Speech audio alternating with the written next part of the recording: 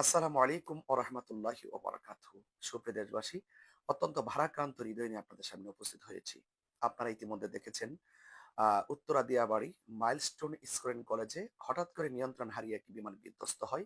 সেখানে অনেক হতাহতের ঘটনা ঘটে, অনেক লোকের প্রাণহানি ঘটে এবং এই মুহূর্তে অসংখ্য মানুষ, বিশেষ করে মাইলস্টোন স্কুল কলেজের কর্মচারী এবং ছাত্র-ছাত্রী, কোমলমতি ছাত্রছাত্রী, শিক্ষার্থী যারা রয়েছেন, তাদের অনেকেই উক্ত বিধ্বস্তে হতাহত হয়ে এই মুহূর্তে হসপিটালে অবস্থান করছে।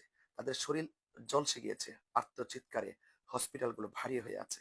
এজন্য আমি আপনাদের সকলকে অনুরোধ করব, সেই সমস্ত আহত রোগীদের জন্য রক্তের প্রয়োজন।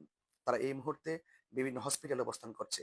বিশেষ করে Dhaka medical college, Kurmitola general হাসপাতাল, উত্তরা আধুনিক মেডিকেল কলেজ, বাংলাদেশ কুয়েত মৈত্রী হাসপাতাল, Uttara women's medical college, Mansur Ali medical college, এবং উত্তরা দিয়াবাড়ির আশেপাশে যে সমস্ত লোকাল হসপিটালগুলো আছে, সেখানেও তারা তাৎক্ষণিকভাবে সেখানেও তারা গিয়েছেন।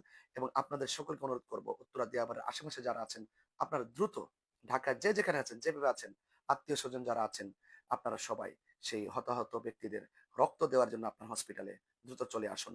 দাওয়াতি বাংলাদেশ এবং তাহিরিয়া সুন্নি যুব সংগঠনের যারা কর্মীবৃন্দ এই মুহূর্তে ঢাকায় অবস্থান করছেন, আপনাদের সকলকে বলবো, মানবতার হাত বাড়িয়ে মানবিক সাহায্যার্থে আপনারা সেই বিধ্বস্ত বিধ্বস্তে যে হতাহত যে রোগীগুলো রয়েছে, তাদের পাশে আপনারা রক্ত নিয়ে চলে আসুন।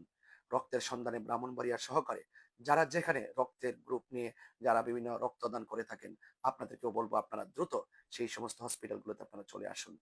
যারা এই বিধ্বস্তে যারা প্রাণহানি হয়েছে, তাদেরকে যেন আল্লাহ পাক জান্নাতবাসী করে, এবং যারা মৃত্যুর সাথে পাঞ্জা লড়ছে, আল্লাহ পাক যেন তাদেরকে পূর্ণ সুস্থতার সাথে নেক হায়াত দান করে।